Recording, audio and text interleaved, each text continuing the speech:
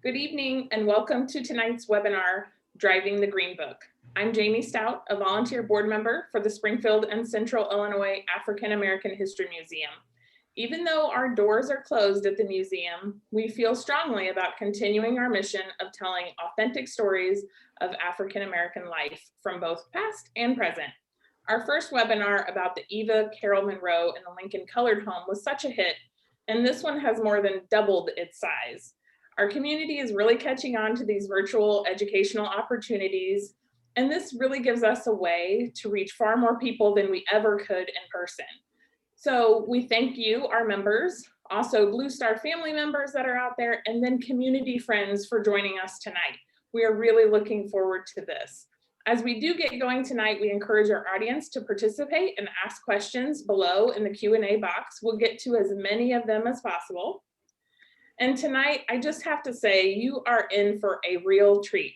I just happened to stumble upon this podcast, and from the very first episode, I was hooked. Since I've listened to it all the way twice through, I kept thinking, how could I talk to them? How could we tell the Springfield story? How could we inspire others to dig into their culture, their history, and to tell these stories to keep them alive?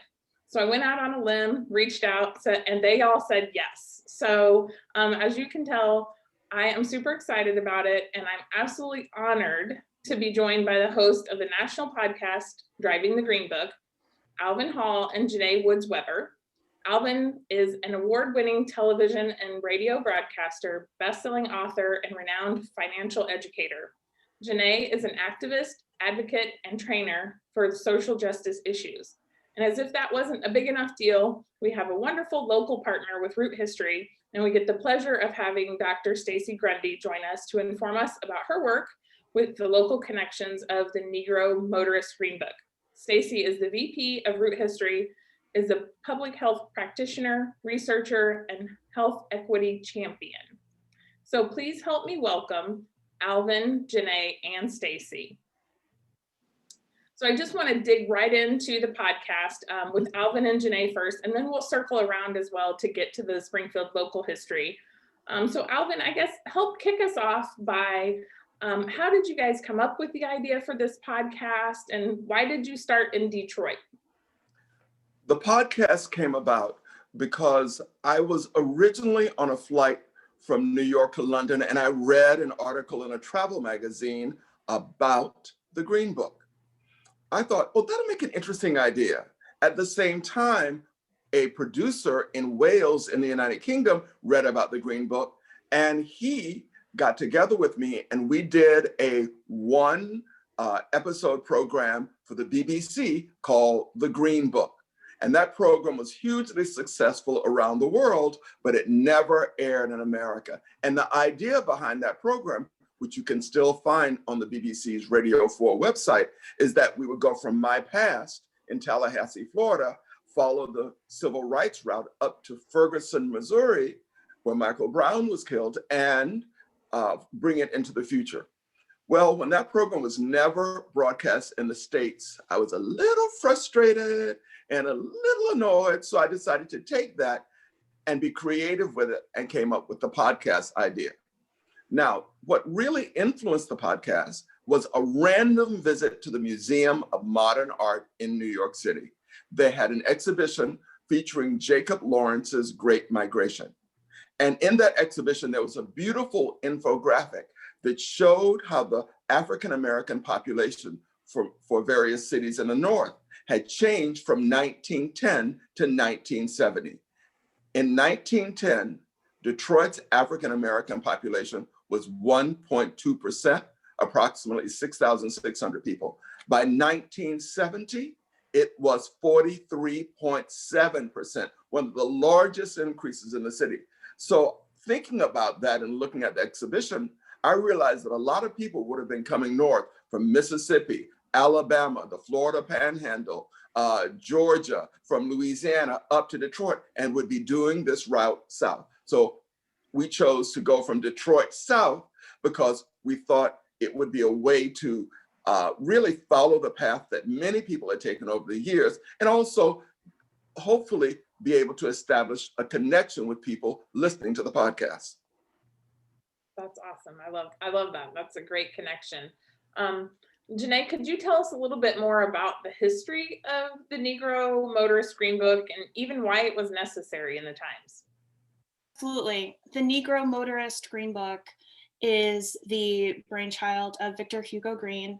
He was a postman who created this guide that was basically a listing of all of the establishments where African Americans could find safe haven as they were traveling on the interstate highways and on the roads as they would make these long trips from north to south or south to north during the time of segregation, during the era of Jim Crow, because during that time, Black folks were not welcome in many establishments. And there were areas of this country that were sundown towns where it was not safe to be on the road or to be present within their borders after dark. You could be subjected to all kinds of harm.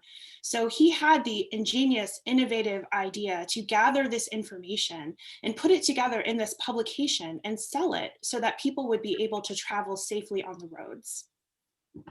And how long was the Green Book in print, or for how many years was it used?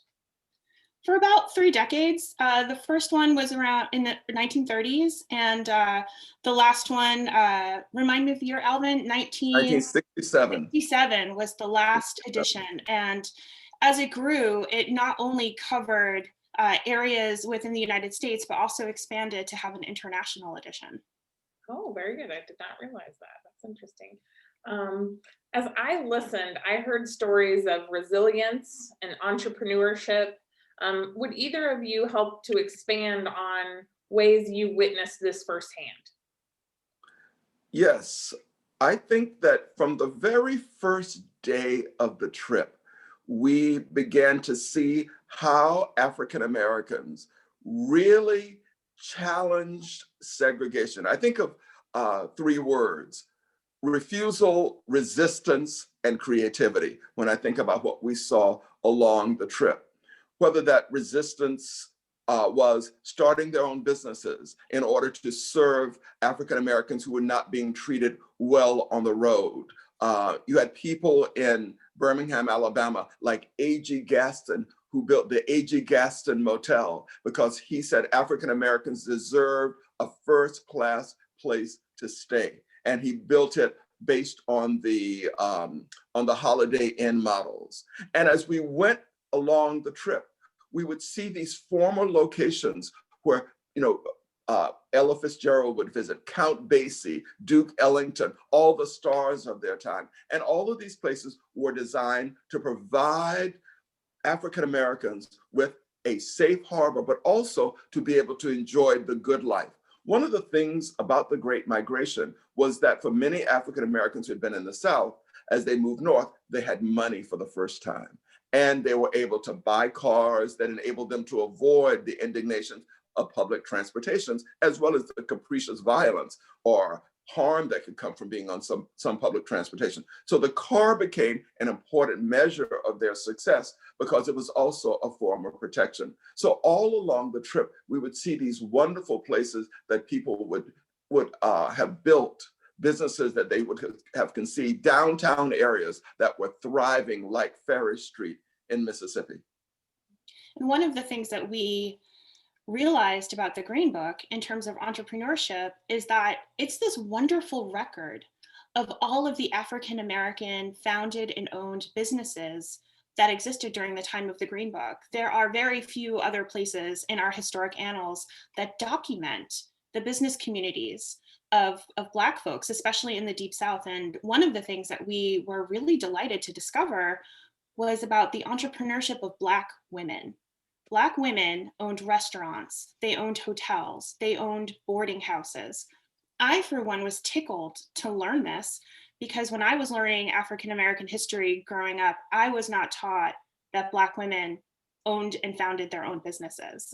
What I knew about Black women was mostly what I had seen in the media. They were maids or they were nannies. So I was pleasantly surprised to discover this deep history of women's entrepreneurship and to discover how Black women were the economic backbone of their communities. Absolutely. I love that. I love those highlights throughout that as well, because it is eye-opening to be able to point that out and the impact that they're still making today. So appreciate that. one of the things that really drew me to the podcast is that you both are from different generations. So I want to kind of pick your brain about that. How did the lens of your different generations shed light on your Green Book travels? Oh, that's a really good question because this was an idea that I had from the very beginning. Having done the earlier podcast for the BBC, I recognized that I was born in segregation, raised in the Jim Crow era. So my point of view would not be necessarily one that everybody would relate to. So I wanted to bring in multiple generations and multiple perspectives on the situation. And so I asked Janae to come with me because she's about 2 decades younger than I am. And then we had the field producer, Kemi, with us. And Kemi is of African descent, living in Springfield or near Springfield. And therefore, she brought a different perspective on this. For me, a lot of the stories that we heard were very personal. It was the sound of my uncle's son, the cadence of my Uncle Louis, those things that some people say, those little ticks like, when people say things. So for me, it often felt very personal.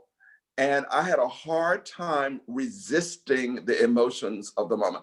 I would build up this guard and then somebody would say something and it would take me all the way back to my childhood. We took trips like this, like the ones we took on for this podcast as children. And my parents didn't own a car, so it was my uncle who always drove us. So, looking out for trouble on the road, looking out for how somebody is following you, making sure you don't look at somebody the wrong way was all things that I was raised with growing up. And so for me, it was very present. I was very, very happy to have Janae with me because one of the things that we have not used are the conversations that we had between the interviews. We still have all of that recorded. And Janae had a very different feeling about all of this. I did, a very different feeling and a different experience. Although Alvin and I share some commonalities, along with our other African American brothers and sisters, there are some touchstones of the African American experience in this country. Like Alvin mentioned, I am of a different generation, and also I'm not from the Deep South. I grew up in New England. I grew up in Massachusetts, and I'm biracial, and I grew up with my white mother and in a white town, and I was not taught African American history growing up. I did not grow up with Black elders. So going on this trip was not only an opportunity to discover this history, this living history for myself, but also to really pull back the veil around what it meant to be Southern, around what it meant to have the experience of growing up in this time of segregation, because I don't have firsthand knowledge of it. Although as a person now living in my 40s, I live with the consequences of that because we are still feeling the ramifications of Jim Crow and of segregation and of this country's legacy of slavery and racism even today in 2021. So for me, it was a real discovery. It felt like going back in time, but it was also ever present in the moment as well. Jamie, I think Janae said it perfectly. It was ever present. It really did feel like what we were experiencing was directly related to the news events. It was so close sometime that when we finished an interview and we got back into the car to drive, we couldn't talk for a little while because it was just so there. And you could not help but see the connections. Even as you say that, Alvin, right now my heart is fluttering a little bit, and that's a feeling that Alvin and I share every time we talk about these moments. There was so much richness and so much nuance in the conversations that we shared in the car, and I think that's what the magic of this podcast is that it not only gives you a window into other people's experiences in the words, in the voices, in the accents, the beautiful regional accents of the people who experienced them, but you can also feel yourself in those moments as well. And it's an incredibly powerful and humbling experience. Absolutely. I think before we all got on, we were just talking about living history, and it's quite literally is that, and you could still feel it. And you guys really expressed those emotions very well in the podcast. So that we appreciate that. Was there anything that really surprised you in your travels? Ooh, Mm. yes. I think when we got to when we got to Columbus, and we had that beautiful discussion with Mary Ellen Tyus about Idlewild, Michigan. Uh, I didn't realize that there were so many places that Black people who were professionals and who had money had gone. And so I knew about Oak Bluffs on Martha's Vineyard, but I didn't know about Fox Lake, where a friend of mine recently bought a house, in Idlewild, and all the other places like that. And her description of when Janae asked the question, so what was a perfect day like in Idlewild? It was a perfect question. And so we got a sense of her joy and at the leisure that they experience being in these all Black environments where all of those signs of Jim Crow, of racism, of repression were not there, where they could enjoy themselves. It was fantastic. Anything that surprised you, Janae, that stuck out? I feel like I was surprised every day on this road trip. But I would say that probably the biggest surprise was sort of looking back on all of the interviews and really marveling at the incredible sense of grace with which these people, many of them elders, spoke about these incredibly difficult experiences.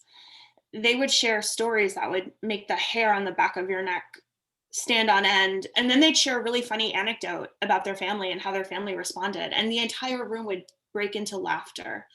And I was constantly reminded and surprised by this notion that joy and humanity live on even in times of strife and struggle. And that's one of the beautiful foundations of Blackness in America, is still being able to live whole, beautiful lives. And I do also think that's just exemplified by the existence of the Green Book itself. The Green Book existed to allow African Americans to have the freedom of the open road, even though it was not afforded to us in the same way that it was to white folks. It was a tool. And in some cases, it was a shield. It was a source of protection as well. And then, Jamie, we had the wonderful experience in Nashville, which we still talk about, which was a complete surprise.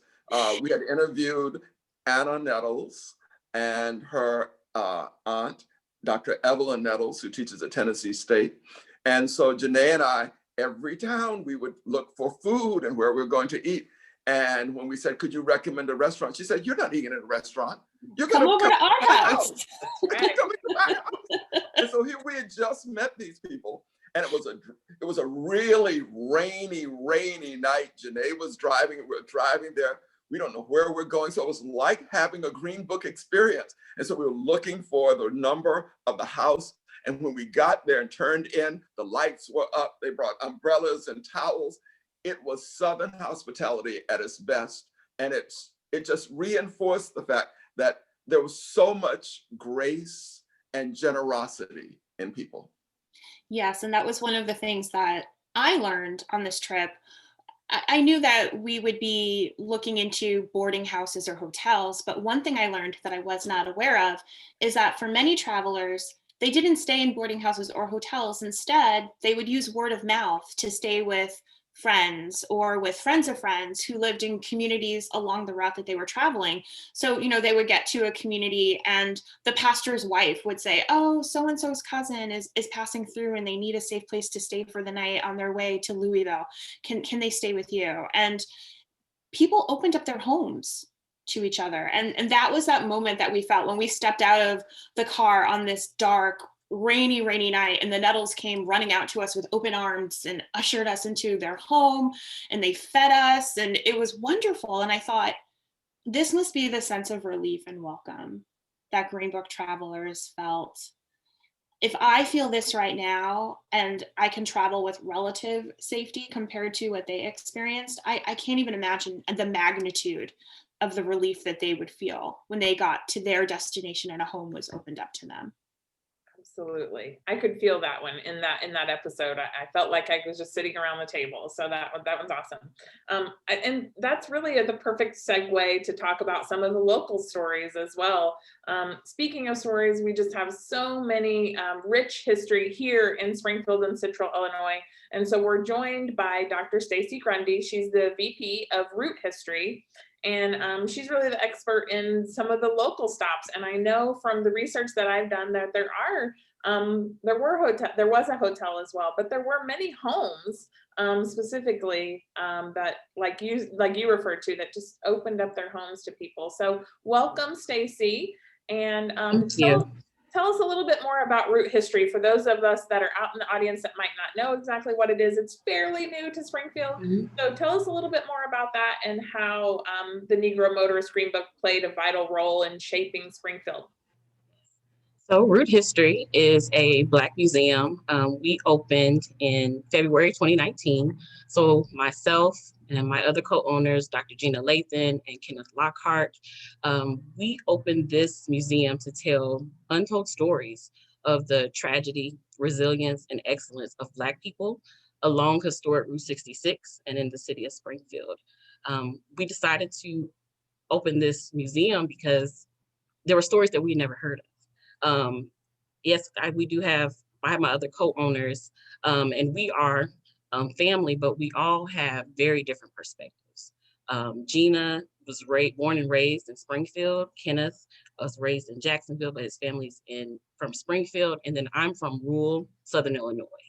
And so I was very familiar with some of these stories, but just growing up, you hear about, Martin Luther King, and you hear about Rosa Parks, and they did wonderful things. But during this process and doing the research for Root History, we just learned about everyday people. And I think that is, I love to call it place-based history. Just learning about the struggles that our grandparents, our parents went through, just being Black. My family is from Mississippi. And so I knew about the Great Migration. I had learned about Route 66 from the history books, but I never made that connection. And so, as I guess you can say, I never saw my story in that road. And so doing that research, Gina actually reached out to someone at the Smithsonian. And so they sent us an excerpt from the Green Book. And so we learned about Springfield, and we just kept doing, all this different research. And so then we started making those connections. And so once we just started developing our idea, we started putting all of these visual aids on the wall to tell the story. Because when people come in, they don't understand, what's my connection to Route 66? I know about the Great Migration. And so telling those stories of everyday people and how they maneuvered the road. Route 66 is known as the road of opportunity. But for Black people, that story looked very different. Navigating sundown towns. And so what Victor H. Green did, he really saved lives. And we definitely highlight his significance and his importance to our history, as well as we call them Black business operators. And I'll add a word to Alvin when he was describing them. I'll add revolutionary. What they did, they saved people, they put that they were the economic engine in our communities. They hired people, they hired Black people who couldn't get jobs elsewhere. They put that money into their community. And as Alvin mentioned, they also helped fuel and fund the civil rights movement. So what we do at Root History is that we do our part to tell that story and to uplift and to inspire the youth and let them know of the people who walked the same streets that they did, they attended the same schools that they did, worshiped at the same churches, that they did great things and you can too. Absolutely. I love that message. So tell us a little bit more about some of the sites that might still exist here in Springfield. When I was doing some research, and I shared this out on our Facebook group as well, it was an article I found on Hotel Dudley. That really seemed to be a very big draw for Springfield. Can you tell us anything more about that place, that hotel? Yes, so it was, I think for 20 years, it was the only hotel that actually would serve Black people, Black travelers. It actually was, I think it was A. Morris Williams. He was actually one of the founders. And what's so kind of significant about him is that he also was a shoemaker, he was an entrepreneur, he was a shoemaker, and he also was a lawyer. And so you see the duality in Black entrepreneurs and how what they do in the community. And I think very significant is he was actually one of the lawyers who sued the city of Springfield after the Springfield race riots, because a lot of businesses and houses were burned down. And so just having that duality as an entrepreneur and as an educated lawyer and doing what he can to help the community. Along with that Hotel Dudley, there are a lot of tourist homes, as Janae and Alvin mentioned, just everyday people. In Springfield, there was Dr. Shepard Ware, who was a physician. He worked for Illinois Department of Public Health. He was a part of Sangamon Medical Society, but he also he offered his home for a fee for people to stay and travelers to to rest. And so I tell the children when they come through the museum, if you've heard of Airbnb, this is the original Airbnb, right? So there's nothing new under the sun. Yes, There's nothing new under the sun. And so people have been, figuring out a way to impact their communities as well as make a profit. And so we just try and do what we can to just tell those stories. Yeah. What were some other businesses besides the hotel and some of the homes that were listed in the Green Book for Springfield or the surrounding area? Well, there was Clemens Sykes, that was a barbershop. It was actually 11th Street. So the downtown Springfield and the east side of Springfield were home to many Black businesses. There also was Leon Stewart. He was the only gas station owner, to our knowledge, in Springfield. And so learning about him, learning about the different tourist homes, there were different taverns. We actually have a picture on our wall of Chancellor's Lounge, which was a tavern, places for entertainment for people. And so that was one of the pictures that we have that we got from the Smithsonian, trying to figure out who are these people. And so we have that on the wall. And so we asked, older people as they come in, do you recognize anyone? And so and actually we also highlight, in our museum, we highlight the Black Firehouse. Kenneth is one of our co-owners. His great-grandfather was a firefighter.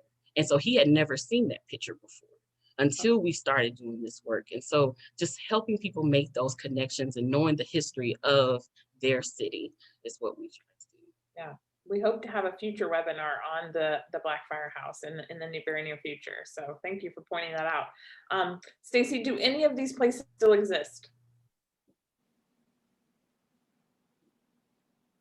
They do? Oh, I lost you. I think I lost you. Oh, yes, it does. Okay. I'm sorry. You were, yes. So the Black Firehouse still exists. We highlight Lincoln's Colored Home, which you all did the previous webinar. So we highlight all of those things in root history. Very good, very good. And the next question, and really pretty any of the questions kind of going forward really can just be for anybody to jump in and answer, but what is being done to preserve these sites, to be able to tell the stories for future generations, both locally and nationally? Janae, do you want to start off with just telling us some of your experiences and how we're preserving this for the future? Absolutely. Well, first, I think collecting and sharing these stories is preservation for the future. When we were in Atlanta, we had the opportunity to go to the A.G. Gaston Motel, the original site, and that is currently undergoing a deep renovation. I believe that was part of the doing of President Barack Obama, making sure that was about to happen. And we had the opportunity to go there and visit. And as we were standing there, you can really feel this like deep sense of history. So I think that it's important for us to root out these places that still exist in our own community, because unfortunately, one of the things that we discovered was that in so many communities, all that's remaining is a marker that shows where these thriving business districts still remained. So I think that it's important for us to not only remember the places that were, but to try to preserve and save the places that do still exist and to restore them so that they stand for future generations to learn from. Absolutely. Stacy, what about locally? What are we doing, or what could we do more of, or what's in the process of preserving? Yes, so at Root History, we work very closely with Landmarks Illinois. We actually were selected as one of their influencers this year. So Root History does our part by telling those untold stories. We actually have also created a Root History Junior Historian curriculum that before the pandemic, we were in the schools. And so we work closely with a Springfield Urban League. And so the significance of that is during the segregation, national urban leagues actually were places where people could get green books. And so we work closely with their 21st century program, training their students as far as introducing them to museum careers, as well as entrepreneurship, and also just letting them know about the history that's in the city.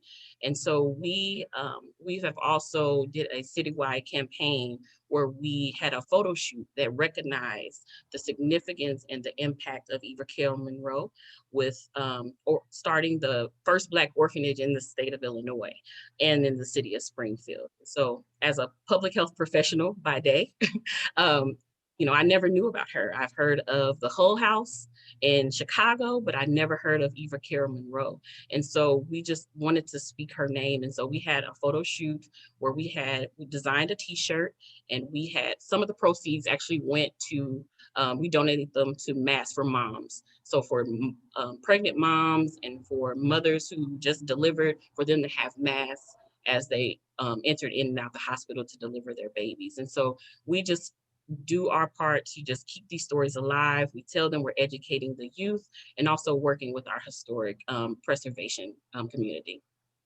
Absolutely. Well, we have a ton of questions coming in from the audience, which I knew we would. So I have planned for plenty of time to hopefully get to as many of those as possible. So we'll just kind of start with some of them, and whoever wants to join in and has an answer for it, go ahead. It could be locally and it could be nationally, referring specifically to the podcast. One of the first ones coming in is Black travelers were not safe as white travelers back then, nor today. So was that something that you considered when you took this trip? And did you face any racism while taking your trip for the Green Book? That's very interesting because Janae and I didn't really talk about it, but we made certain decisions almost automatically. For example, she did most of the driving. I only drove occasionally. And between the two of us, we knew that if we got stopped by the police, me as a Black man behind the wheel, I would likely have more problems than she would. So she drove a lot, most of the way. We were mindful of following the traffic patterns and the speed limits. So it was always in the backs of our minds as we drove along. We did not have any problems. And I think we were pretty lucky. When I did the first trip for the BBC, that was a different group. It was two Black men, myself and Professor Jonathan Calm from Stanford University, and our British BBC producer. And we made the decision for that trip from Tallahassee, Florida to Ferguson, Missouri, that he would do all the driving, because we thought we were going to be in some difficult places here. And if they stopped us, his plummy British accent might provide us with some protection. But we were very much aware that we did not want to get stopped along the way. And so far, we didn't have any problems. And I'll just add, that is a very real issue. For being from Southern Illinois, when I learned how to drive, this was in the 2000s, my parents sat me down and told me what towns to avoid after dark. And so I think even with the Green Book, even though we don't have that actual Green Book, like Alvin says, it's stitched in our souls. Yes. And so even though we don't have this material book, we know drive on the interstate or avoid this town after dark, or this person should drive instead of him. So it's a very real issue for Black people today. Absolutely. Jennifer Flack is out there, and she's just sharing her story of she grew up in the Jim Crow era in Oklahoma, traveled, and I remember seeing or hearing this in the podcast as well, where the parents, you had prepared food and you took that along with you. You knew exactly where you were going to stop and what accommodations were available. She even mentions that her dad carried a pistol under the driver's seat and they all knew how to use it. Share stories or examples of things that we just might not think about. But I think there are other stories. I know Catherine Harris is out in the audience as well, and she has shared that story with me before, that you had prepared food that you took along. Yes. Hank Sanders, who was the first person elected to the Alabama Senate since Reconstruction, told the most amazing story that he was at a civil rights meeting and there was a white woman and she had to go back home. And so the people organizing the meeting asked him if he would drive her back home. So here he is on the road at night with a white woman in his car, driving 20 miles. And he said a truck pulled up behind him, and he could tell by looking in the rearview mirror that it was one of those with a shotgun rack on the back, perhaps guns. And he said he would speed up and they would speed up. He would slow down and they would slow down. And it kept going back and forth. And he was anxious and he really believed that he was going to get killed. When eventually they pulled up beside him, they looked at him, he was prepared to be shot at that point. And they pulled in front of him. Once they pulled in front of him and drove off in the distance, then he had the next problem. Maybe they were waiting for him up there, right? And as he said, it was against his instincts to take her on home, but it was also against his instincts not to take her home. So that's an example where he was really caught in a quandary. And driving at night in many of those towns, he said, you lived with fear. Yeah. And I think that fear is present today. And sometimes when you're on the road at night or you're going to a place you don't know, you can have that keen sense of discomfort. So even something as small as I was talking to my mom and how they would visit their grandmother in Missouri, and you would always have to call and make sure you made it.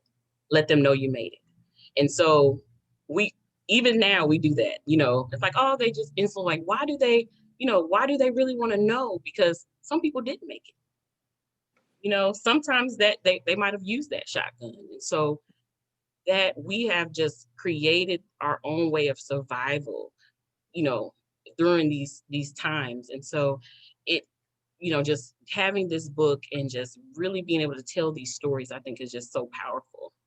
Yes. Absolutely. Goes back to resilience for sure. Then and now for sure. One of the questions coming in from Dan, he says, I really felt it was a very powerful first person stories. Which of those really touched you, or which of those really stood out to you in your travels? There's one story in particular that stands out to me. Crystal Churchwell, we interviewed her and in Nashville, and she told the story about how her father, a young Black man, was a student at the world-renowned Vanderbilt University, and he would ride the bus to school every day. And he would pick up the bus in his neighborhood, and as the bus would travel through town, it would pick up all of the women who were working as domestics. And they would eventually travel to this neighborhood called Belmead. And that's where the women would start to get off. So eventually he would be one of the last people on the bus by the time that it got to Vanderbilt. He rode this bus every day with these same women. They got to know him. And he said that every single day they would, give him little snacks. They would give him little treats and kisses. And they'd say, oh, baby, we know you're going to do so good at school today. We are so proud of you. We are rooting for you. We are praying for you.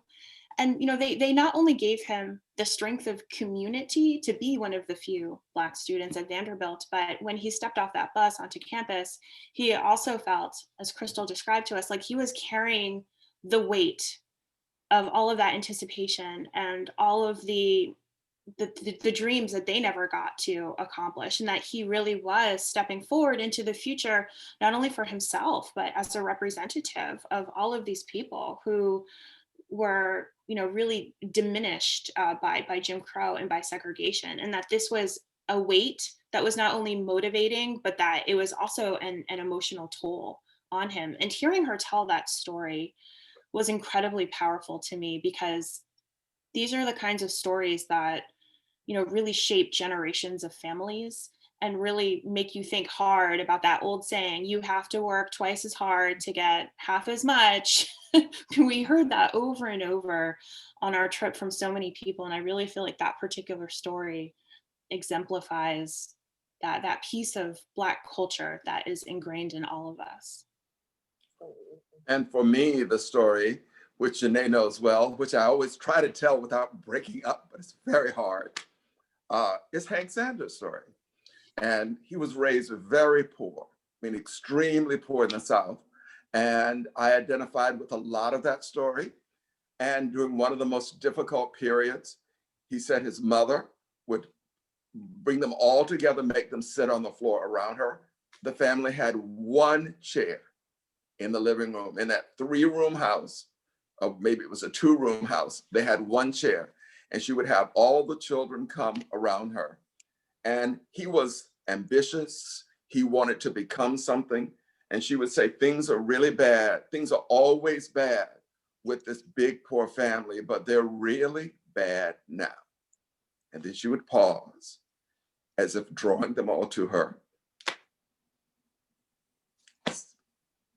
And she would say, but don't worry, I'm at my best when things are bad. I love that story. I just love it. And Hank went on to Harvard University to become a lawyer. It's a great story. That's awesome. That's very good. Were there stories that you just couldn't fit into any episode as you were doing the producing? Yes, that was the most difficult thing. What stories? I think we interviewed a 100 and how old was she, Janae? Miss Odile Washington was 110 years old on the day that we met her. Exactly. And her stories about cooking for people, they were not quite coherent, but she remembered cooking. She remembered all the wonderful things, how good it was to have a restaurant. And it was just one of those stories, we just couldn't figure out a way to make that story work in the podcast. I really wanted that story to work. Also, we interviewed Mervyn Obisman, who had been a reporter for a newspaper in Louisville. And he told stories about his childhood, about growing up at Opelousas, Mississippi, a town of Creole people. And he told us some great stories about his own life growing up there. And we just couldn't use all of them. His relatives built a motel called the Sylvia Motel. And it became a place where Black people would stay. And the way they advertised it, they would have a big billboard with a picture of his Aunt Sylvia on it. So they knew it was an African-American shop. We kept part of the story, but it was a much more rich story than we could put into the podcast. And like Alvin mentioned earlier, there were so many stories just between Alvin and myself around so many of these experiences that we weren't really fully able to capture in the podcast. For example, we spent an afternoon at the Equal Justice Initiative and the Lynching Memorial in Montgomery. And I'm still processing what that experience was like. But earlier you asked a question about why is it important to preserve these sites? I also think it's important to preserve evidence of the experiences that African-American people endured. Because when you go to the Lynching Memorial, you are confronted by row after row of these large stone monuments that are engraved with the names of terror victims, organized by county, by state. When you stand in front of that memorial, it looks like it's endless. There are so many names. And as you walk into this monument as well, the monuments begin to rise up above you because they're hanging from the ceiling, and it's the effect of bodies hanging from rope. Those are experiences that I don't know that we were able to fully capture in the podcast.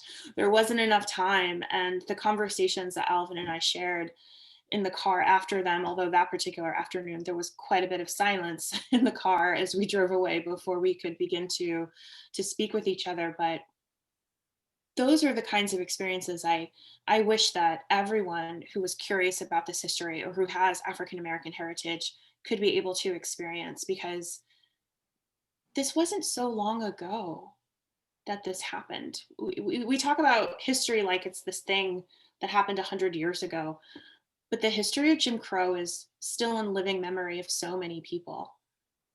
Absolutely. But the stories are not always shared. And that's why it's important to capture them and preserve them with a reverence and with a respect for the people who are sharing them.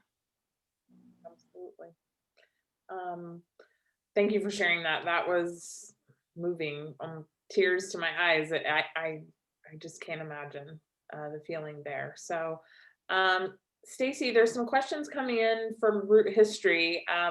They're asking, was the service station that Root History is located in, was it an Esso station? No, so Root History is actually located in an old gas station that was used at the height of Route 66. It actually was a Texaco gas station. But we do, inside of the museum, we do have exhibit that Esso exhibit. The significance with Esso Gas is that that was a gas station that actually offered green books. But they also had a entrepreneurship program for Black entrepreneurs to open their own gas stations. And so we highlight that Esso is a derivative of Standard Oil. And so it just seeing our country's history of entrepreneurship programs and what those type of programs, how they impact our communities, and how even today, I'm sure that the number of Black gas station owners are very scarce. And so how we should, how as a country we are helping Black people of color start those businesses that can impact their communities positively. And then another question came in as well about Root History is, are there field trip opportunities? There are. So currently, because of the pandemic, we are closed. But if you go to our website, ROUTEHISTORY.net, you can join our mailing list. And so we will be reopening in the late spring, early summer. And so if you join our mailing list, then you'll be notified of when field trip signups will start. And so we'll have sign up lists. So schools and church groups and just anyone who is curious, you all can sign up. We actually just received a grant from Illinois Department of Commerce and Economic Opportunity, which we helped purchase our building. And we actually have some nice exhibits and some that we're going to be launching this summer. And so we're just so excited, and we just hope that everyone come and just visit us. Absolutely. It's a great place. I know I was fascinated from the minute I walked in. There's a question going back to really the early beginning of this webinar. There was a question coming in saying the Green Book covered international ground. You had mentioned that. Can you talk more about that, how it was utilized? If they were the same amount of time, was it the same time period that it was used in the US? Do you know of any horror stories of Black people traveling internationally to cause the production of the Green Book? Just a little bit more about the usage internationally. Well, I know there was an international copy of the Green Book created in 1963. Mhm. I happen to have a facsimile copy of it, and it's not as comprehensive as the United States copy, but there are still quite a few listings in it. And part of it came about because Victor had opened a travel company and he was offering people tours. So he would arrange tours for companies and send people to Europe, to Canada, to the Bahamas. And so this was so that people would have a sense if they went on their own, what were the places where he had already sent people that they could go. So it was designed to be helpful to the independent traveler. One of the things that is important to understand about the Green Book is that it rolled out.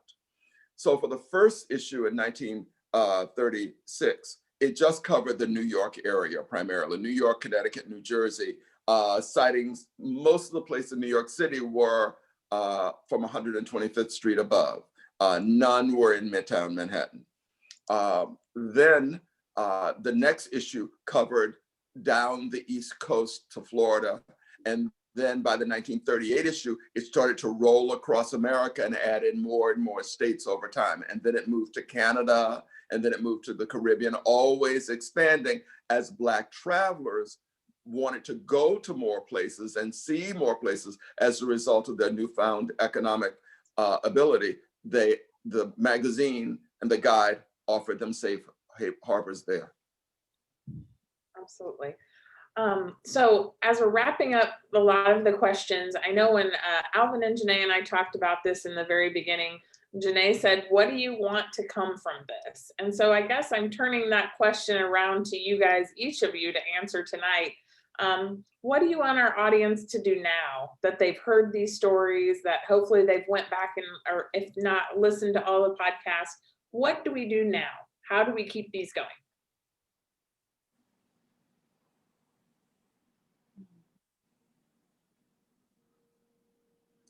I'll answer first. Okay. For me, I think I want people to share the podcast with as many people as possible and begin talking about these things that we discuss in the podcast. And I think it will give people a sense of the resilience that people showed, how we survived really dark times, and how we will continue to survive dark times and build more independence for ourselves. Janae asked Jamon Jordan on the first day of filming in Detroit about how many times the dollar rolled over in the Black community. And he pointed out that in Detroit, dollars in the African American community rolled over 10 times before they left the community, which is impressive. I think that we need to start to use some of the knowledge in this podcast that we learn about things like that to think about ways of making our own economy work better for us and to build for ourselves the future that we want. I think the podcast is both a window and a mirror. It's a mirror on our lives, but it's also a window into other people's lives that gives us a sense of what we can do, how we can be creative. Remember those words I'm going to add in Stacey's word: refusal, resistance, creativity, and being revolutionary. I hope that folks experiencing this podcast are provoked into a deep sense of curiosity and wonder about what this history looks like in their own communities. Every community has some relic, has some remnant of Jim Crow or segregation, whether you know about it or not. I hope that people really develop an appetite for wanting to understand the true fullness of our American history, of which Black history is a deep foundation, a deep cornerstone. It's Black History Month right now, but Black history is every day. Black history is American history, and we have been taught a very sanitized and whitewashed version of our history. So I hope that this builds some excitement for people to go and to discover the truth. And I hope that when that happens, that people won't just look into books or into libraries or into official recordings, but that they will seek out the people in their lives who still carry these memories or who heard these stories from their grandparents or their aunts or the women in their church. Because one of the things that really matters in the way that this history gets shared is who gets to tell the story. And that's what I really appreciate most about having been able to experience building this podcast with Alvin, was really being able to create this space where people who experienced this history were able to share the story in their own words and in their own voices. And that's a really powerful, powerful tool to use for sharing and learning history. Absolutely. So I think for us, Root History, we just want to definitely continue sharing we call it the Root History experience, the untold stories of revolutionary, inspiring everyday people who went to work every day, who loved their families, who ran their households, who worked businesses, and just share that with our youth. Um, with our curriculum, we hope that we can share that curriculum with so many other students, young people, especially as Illinois 2026 will be the 100th centennial year of Route 66. And so as a state, as a country, as we're preparing for that centennial, it is imperative that we share these stories with our youth so that they can be prepared. Especially for our communities can be prepared as well. We know that tourism brings billions of dollars into the city of Springfield as well as the state of Illinois. And so we just want to be in a place where our communities are prepared and that we can also receive some of those dollars, and so that we can use that to improve our communities. Absolutely. I think all of those are exceptional. I'll throw one thing out there as far as the Springfield and Central Illinois African American History Museum. We encourage everyone to, once we're open, hopefully in the near future, to come check us out. We have multiple exhibits. We do have examples of the Green Book in our possession there. The exhibits are always changing. So again, just telling these stories, and many of you reached out tonight, even in the questions below, to share your own personal stories, to say, hey, I remember this, and these were my personal experiences. So I encourage you to continue to tell people of your own family, and then also people that don't necessarily know these stories, to just keep them alive. So again, as we wrap up the evening, I just want to say sincerely thank you to Alvin, Janae, and Stacy for giving of your time tonight to share these experiences, to share these stories, to say the names that we want to keep alive for generations to come. I know I speak for the entire audience that tonight was very educational. I learned a lot. I know our members appreciate the insight tonight as well. I do encourage everyone to go listen to all the episodes of the podcast. You can find it out there at Apple Podcasts. You can also Google Driving the Green Book podcast. You'll see all of them on their website as well. And Alvin, Janae, Stacy, could you tell the audience tonight where they can remain in touch with you or future projects that you might have coming up? Yes, I'm about to do a documentary on the Tulsa Massacre. It will be 100 years in June. And so I'm doing a BBC documentary on that. And I can be reached easily at alvin@alvinhall.com. Very good. And I can be found on Twitter at Janae P. Woods. And you can find us at Root History, www.roothistory.net, as well as on Facebook, Root History, and Instagram, visit Root History. Absolutely. Thank you guys for sharing that. Tonight's presentation is being recorded. We'll post it on our website and our Facebook page within the next 24 to 48 hours. We encourage all of you to share this with others in your life. When we tell these stories, we uncover new stories, and we also grow future historians. So I really encourage you to continue these stories going. We also check back to our website for future virtual programming like this. We have some ideas in the hopper, but we know for sure we'll be having a Negro Baseball League exhibit in the very near future. And so we will have a webinar that will coincide with that as well. So check back for future opportunities. They're always free and always open to the public. And as we close out tonight, I do want to remind you that there will be a short survey that will pop up. It does help us to improve our offerings and let us know what you liked, what you'd like to see in the future. And also consider making a donation to the Springfield and Central Illinois African American History Museum. And you can do that at www.spiaahm.org. And that helps us to be able to continue these authentic African American stories for generations to enjoy. Again, thank you guys so much for joining us tonight, and thank you all to the members in the community as well. So again, thanks a lot, guys. Bye-bye. Bye. Bye-bye. Thank you. Thank you.